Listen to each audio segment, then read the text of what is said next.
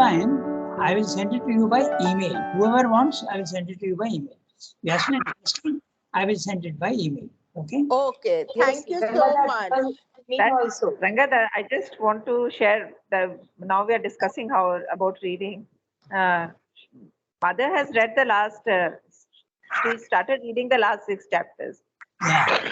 And in the first class, she has said that the whole of Life Divine, he has covered each and every thought process, taken it to the end, and said how through any thought process you can ultimately reach, if you go till the end, what I am saying.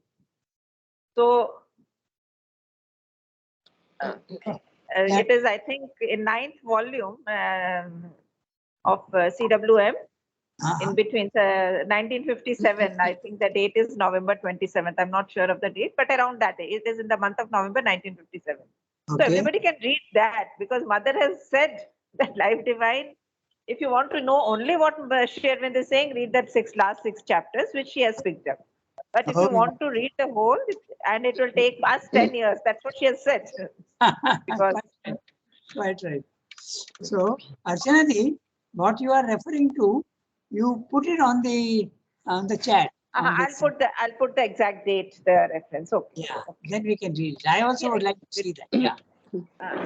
You know, when Paul Bach and people like that who recommended Sri Aurobindo for the Nobel Prize, Yeah. they read the Life Divine and they said, oh, it's a fantastic book and all that. Now tell me, with just one reading, how can you understand it and say it's a fantastic book? Well, no, they didn't understand. That's why they recommended. I'm sure they didn't, because they read it in maybe in less than a year or something. And they made comments on it. It's a fantastic book and this and that. But here we are struggling with this book for so many years.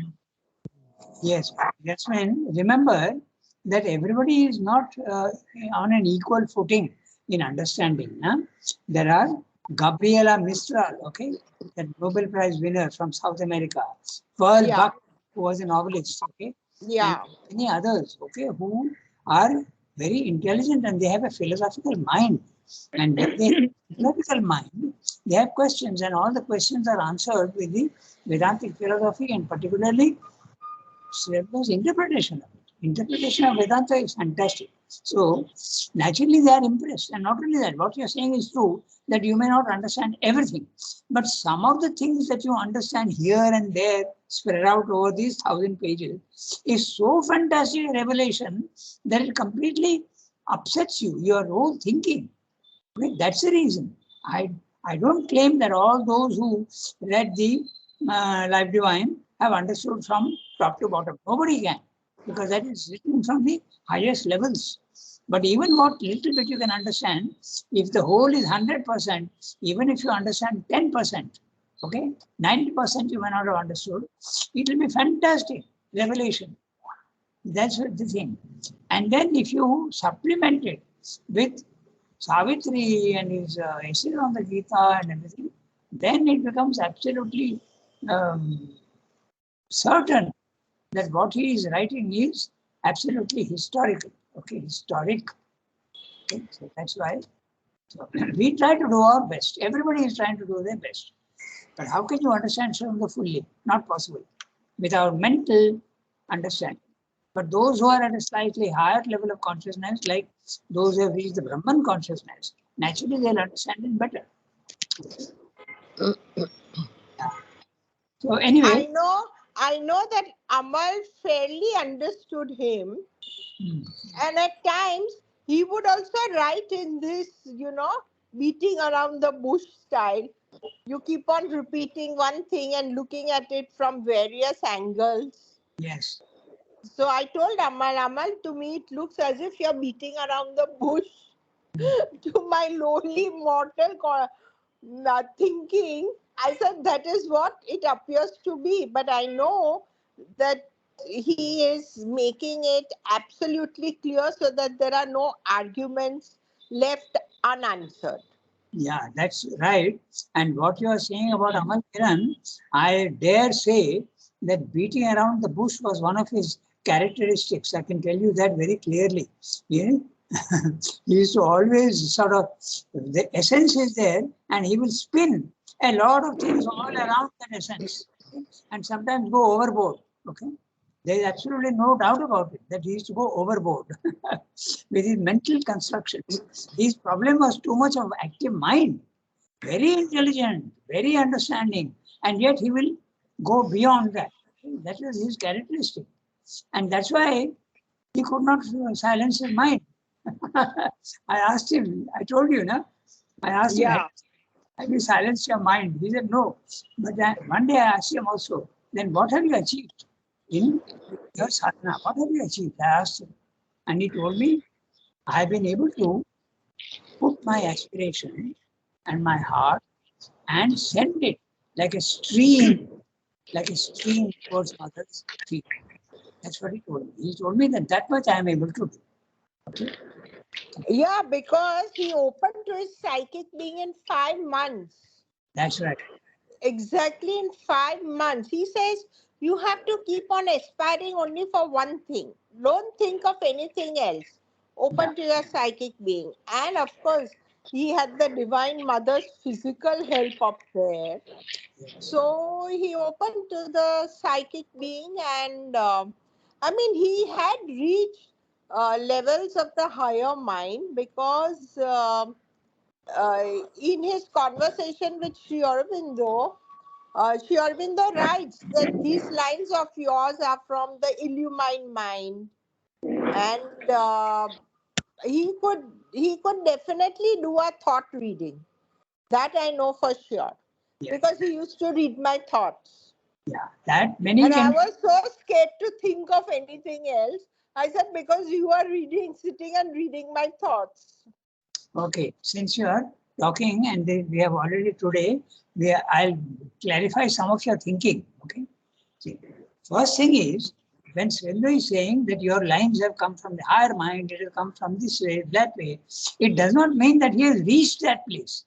He is only receiving from that origin into his normal mind. Okay, be very clear about that. And also another thing I am pointing out to you, it was all what Namal wrote, what Chattopadhyay, okay, that famous poet. Hariendranath Chattopadhyay. Harindranath. All these poets, Nirodha, all of them were receiving poetry from Sri Aurobindo. It is not their own original. Yes. Because there are two things. One is that you don't even know what they are writing. Nirodha used to say, I don't know what I'm writing. Okay, very clearly. They are just receiving. The capacity to receive was there. And even if the capacity of receiving was not there, I'll tell you two things which you should know. Okay. So, for instance, Nirodha told Sri Aurobindo, why aren't you giving me inspiration? So Sri Aurobindo said, I am giving you, but you're not receiving. So then you do one thing. Tell me, Sri Aurobindo told him, at what time do you sit to write? Okay. And Nirodha told him, I sit at such and such a time. Then Sri Aurobindo said, okay, I'll send you the inspiration at that time. In other words, Sri Aurobindo in time and space is sitting, and exactly at the time when Nirodha is open and expecting, Sri Aurobindo is pushing and powerfully influencing his mind through his power, spiritual power. So you understand what I'm saying? And in fact, he used to say, I don't know what I'm writing. Then let me tell you another thing, which is there recently we have come across. Arjava was also a poet. Okay. And Arjava was a very interesting poet. His past lives were in Irish. Okay. His background was that. That's what Sri Aurobindo told him. And right from the beginning, he used to write, but he used to also complain to Sri Aurobindo. Okay. I have those letters with me. He used to complain to Sri Aurobindo, then I am struggling, and I am not being able to write. And even when I write, most of his poems are very short. Okay, they were not long at all. So then Dilip, I think it is Dilip or Nirodha. Oh, it is Nirodha. Nirodha told him, you are sending inspiration to Arjava and he is receiving so well. Why am I not receiving? Okay. And you know what Sri Aurobindo replied to him? That's what you think. Good God, you don't know what I have to do with Arjava. I have to dig and dig and dig and dig. I have to make a huge effort to send inspiration to him. You follow? So it is Sri Aurobindo is writing these things through them. These lines are not their own creation at all. You must be very clear about that. As soon as Sri Aurobindo went away, all of them stopped writing poetry. How come? Tell me. So where is the origin? You follow? What they have produced in their own name, Amal, the Secret Splendor, the whole book, no? They have published. Yes. Then Amal Karam's, Niruda's Sun Blossoms, okay? And Nishikanto. So, the only person who Sri Aurobindo said was original writing was Nishikanto. Okay? Sri Aurobindo used to raise his hands and say, oh, Nishikanto, you tremendous capacity for poetry and painting. Okay? So all these others, and he was encouraging everybody to write. So it was an activity, writing poetry, and Sri Aurobindo is sending to everybody. He is a fount. Okay? You must be very clear about that. So when you know, this is something what Amal told me, that when Sri Aurobindo left his body, he was in Bombay. So he went running to Pondicherry. And he went and met the mother and he said, Mother, now everything is over. My writing poetry will be totally zero now. Exactly. So mother said, do not worry. Sri Aurobindo will continue to inspire you. So Amal knew that he is getting his inspiration from Sri Aurobindo. Exactly. Now, how receptive he was, God alone knows. He never told me that. But mother assured him that he will continue to inspire you. Okay. So now, we know that they all got the inspiration from him. Like they were not the original geniuses. Exactly. It all depended on each one's receptivity. Exactly. Exactly. But let me make another thing clear to you, okay? When Sri Aurobindo is in the body, okay, his inspiration, he is sending the inspiration through spiritual power in the physical world. And there is a huge difference between that and when he is up there and from there he is sending from the subtle world. It is much more difficult to receive from the subtle world than to receive from the physical world. When mother is blessing you, okay, putting her hand on your head, it has a tremendous power. Okay? And when she is there now in the subtle world, she is also blessing you.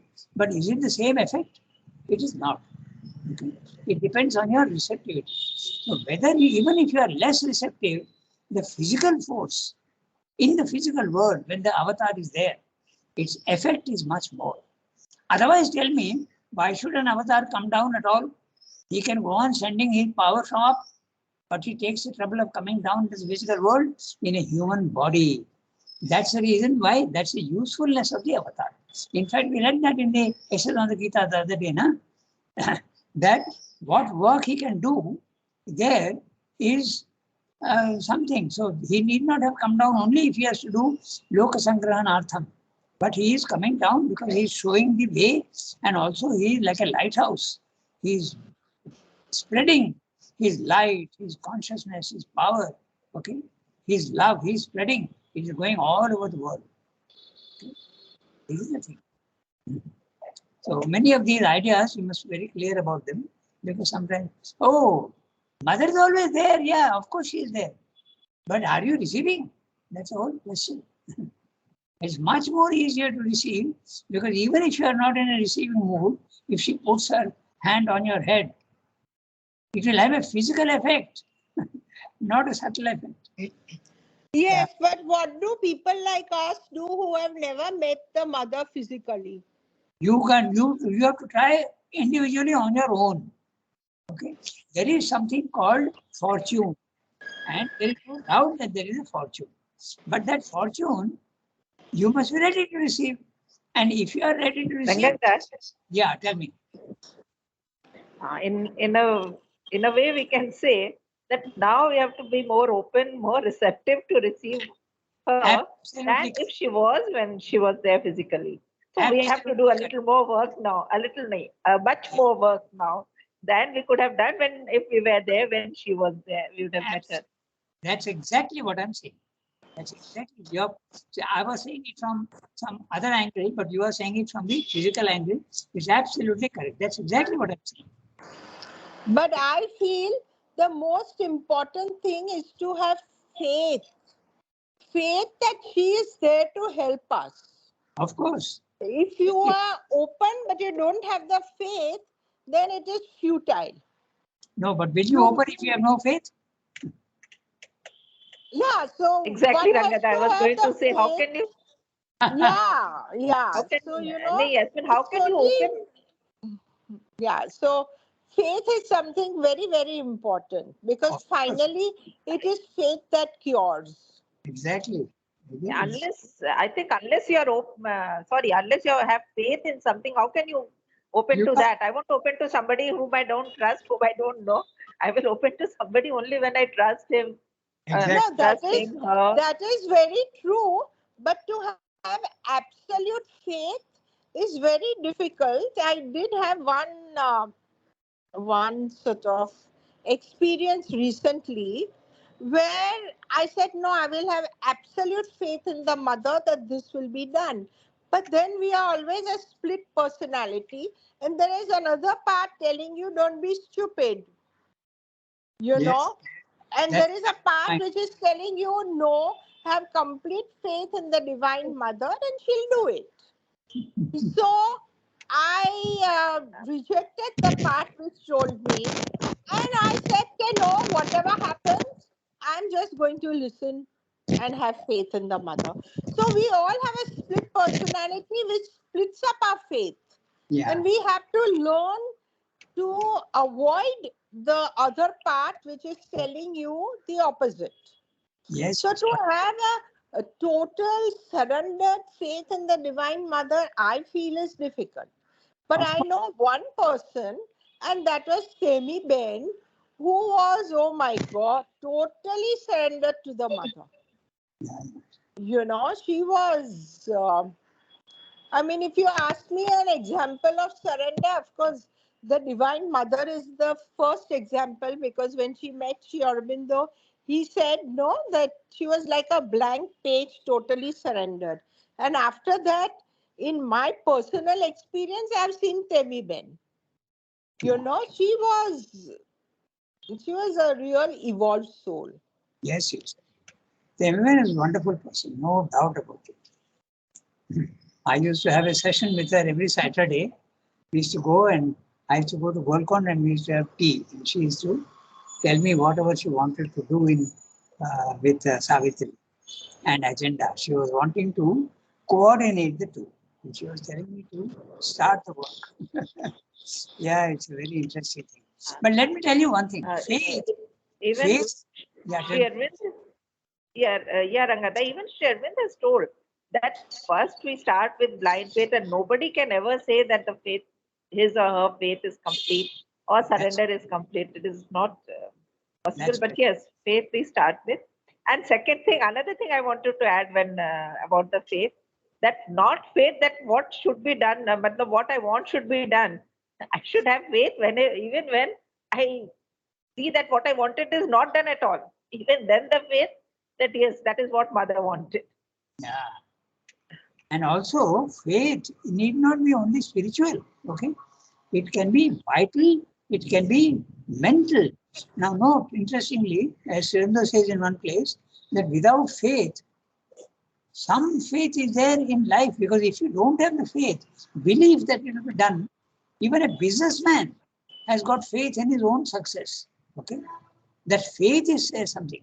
I'll tell you at the spiritual level, when the blind man, okay, there's a very famous incident in the Christ's life, where at the lake, there is a lake that I think it was the Dead Sea, I don't remember exactly, but he was feeding people with only one small bowl of wine and one small bowl of, not small bowl, but anyway, limited bowl and fish. And he was feeding everybody. Okay, how does it happen?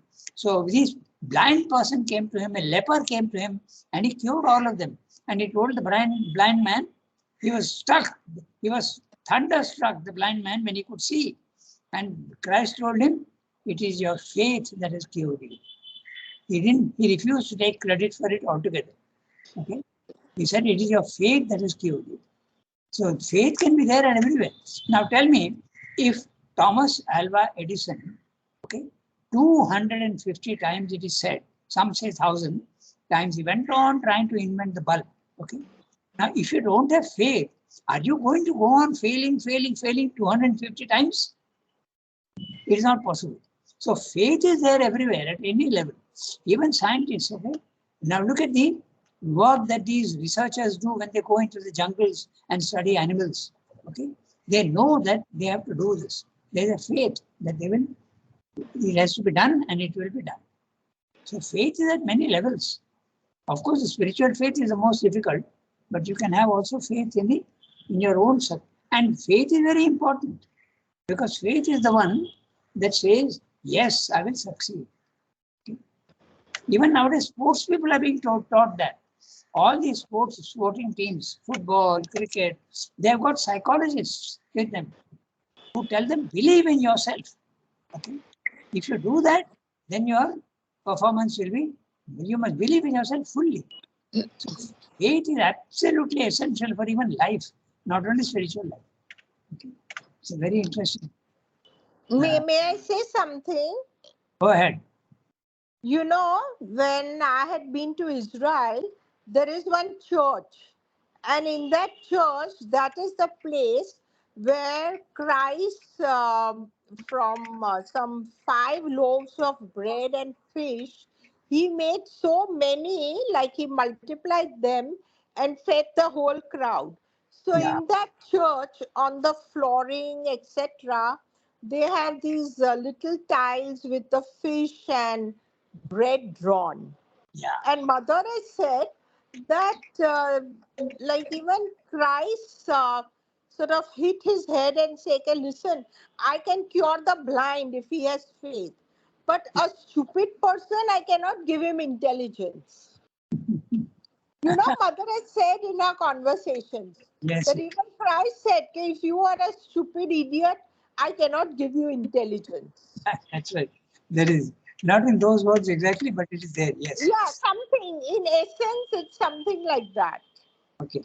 And this thing, let me tell you 2 other things which are very interesting.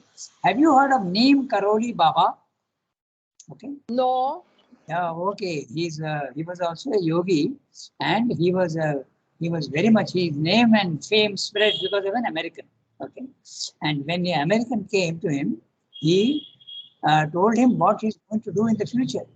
And he was so struck that he became a disciple.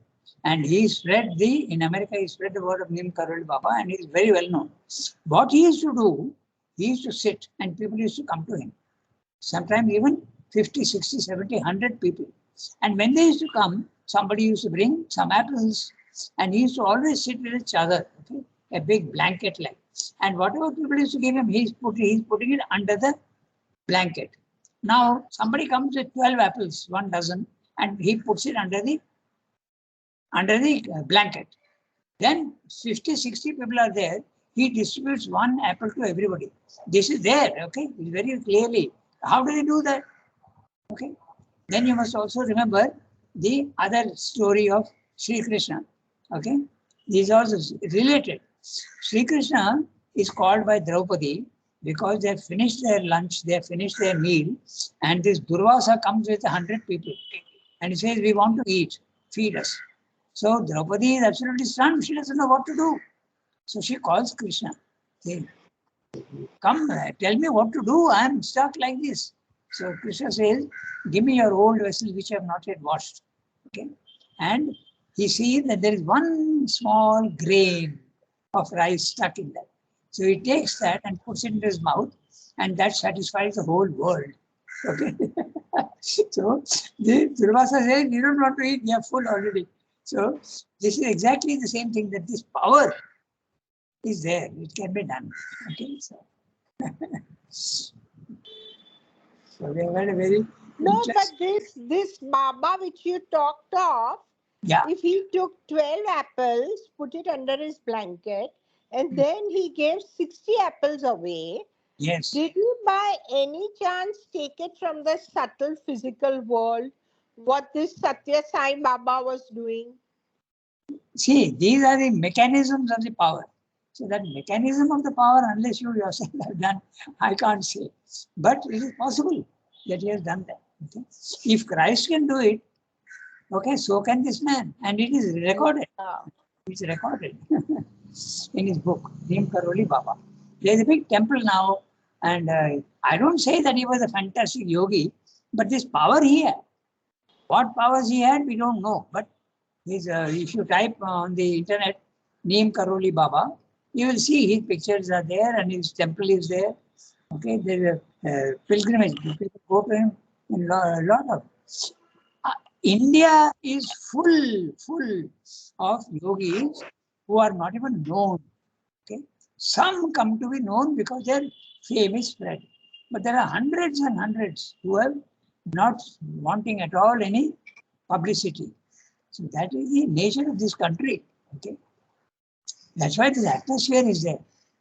Okay.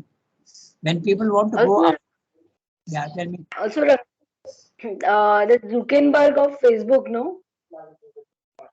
Mark Pardon? Zuckerberg.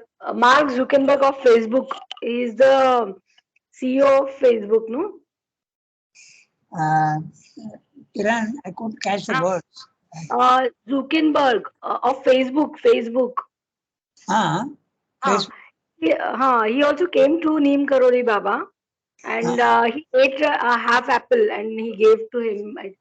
Ah, So that is, he's of Apple company only. That laptop and everything of Apple, no? yeah. He also came, I don't know proper, but some of these people, Steve Jobs, they came from US and they met Neem Karoli Baba. Ah, yeah, But yeah. it is all material thing. They got not it is nothing about spirituality, but it is all material wealth they got. But these are normally a really realized soul will not indulge in miracles. Okay? But if it is done without that sense of miracle and it is something that you are blessing people with, then there is absolutely no problem at all. It can be done, like Christ did. So, okay, so You know, if you go trekking to the Valley of Flowers in the Himalayas or places like that, you will see these solitary yogis only with a loincloth moving around. that's what I said. Yes, there are hundreds. Now, one has to be very careful not to offend them. Yeah. You know, like if you see them, fine, don't do anything, don't say anything. But I believe somebody offended one of these fair yogis, and that fellow cursed him.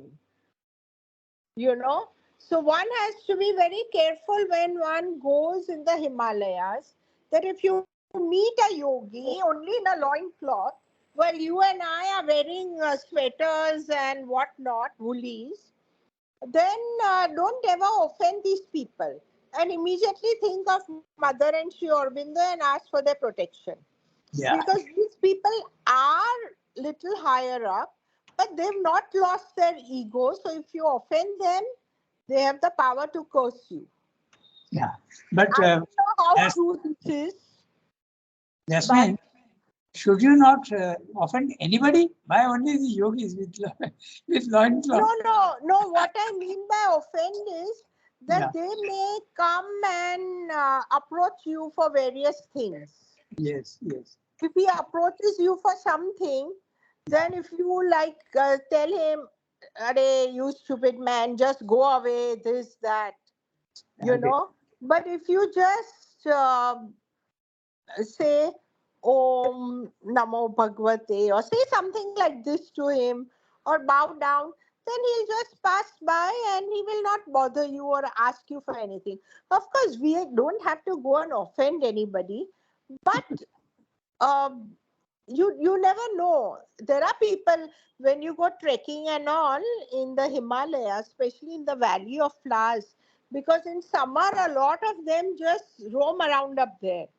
Because it's a very magical place where there are a lot of fairies living and a lot of good beings also up there. Yes. So it's a wonderful place. Yeah. But if you find any of them and if they ask you for something or whatever, you should not, brush them away and say, just get out, you old man or fool or something. Then they have the power to curse you. Yeah, but someone who is really realized won't curse you. When they are cursing, then it is a lower nature that is active. I'll tell you two interesting things. We used to go to Tiruvannamalai for picnics and all that, and I have climbed that hill, the Arunachala hill.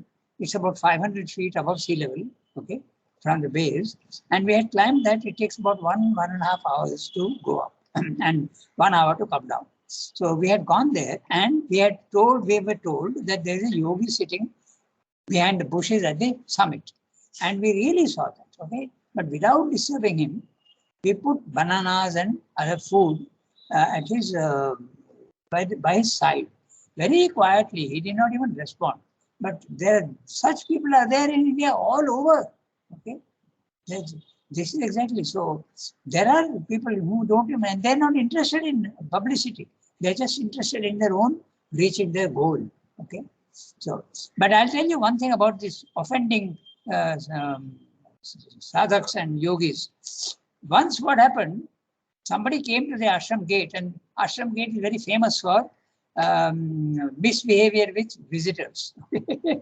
Many people feel offended. What do you want? What do you want? They are not polite at all. Okay. So, anyway, so the 1930s, okay, Dilip Kumar Roy wrote to Sri Aurobindo and saying, why is our gate people so rough and rude? Why can't they be more polite? So then Sri Aurobindo clarified the whole issue. He said, of course you should be polite. But what is the nature of politeness? Is it a spiritual quality? Politeness is absolutely a shallow thing. You can be very, very polite to somebody without wanting to be polite. You can just, nod your head, bow down. So politeness is not something which is spiritual necessarily. Okay. But if you are spiritual, then politeness is probably obvious. But he told Dilipta, have you not heard about the yogi who was sitting on the mountain, and when people used to go to him because he is a holy man, he did not want to be disturbed. He was not interested at all in fame, and he used to throw stones at those who are discouraging them to come to him.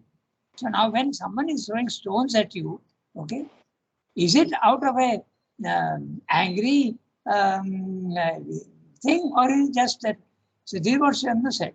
Then mother also clarified about the politeness. Okay, she said that it's a test for those who are coming.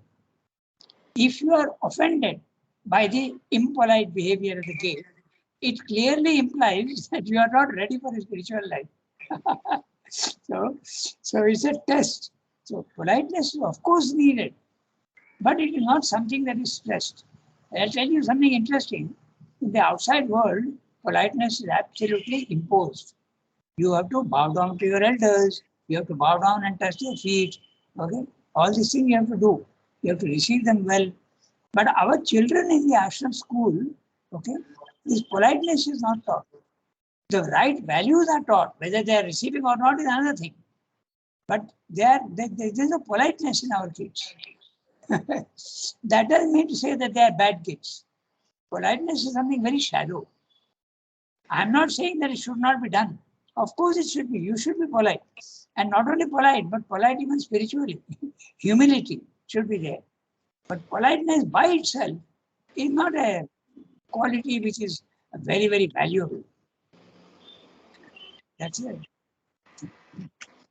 But you know, someone else had gone and complained to the Divine Mother that people, you know, around the Samadhi and all are very rude and this and that. And mothers at that time had said, I don't remember in which conversation, she said, okay, yes, they should be a little more forgiving, or, you know, Of they course, should be taught not to be rude. of course. That's what Even I'm, nowadays, they are very rude. Come on, move. Don't do this. Don't do that. yeah. So, do you think, of course, we all tolerate without saying anything, Yeah. but they are very rude. Yeah, yeah. This is our ashram speciality. Okay. This is there from 1930s. Okay. They're very rude. Even I had to suffer once this rudeness. Okay. Yeah. Yeah, yeah. Yeah, yeah. And even in physical education, when you stand in that queue to go in for darshan days, Hmm. they know who you are, okay, but still they will tell you, no, just stand little inside, don't come out. Arey, you have to stand for more than 1 hour in that queue, you know. And anyhow, well, as you said, we are not ready for spiritual life if we are not offended. No, that is for those who feel offended. But the thing is that Sri Aurobindo is never saying, and mother is not saying ever that politeness is needed. Of course, it is needed. But what is its value? That has to be seen. You should be polite, of course. And sometimes people are very polite in a show. The show should not be there. It should be a real politeness. Okay, so that. Anyway, so age 40. I am very sorry that because of my discussions, we totally digressed from our subject.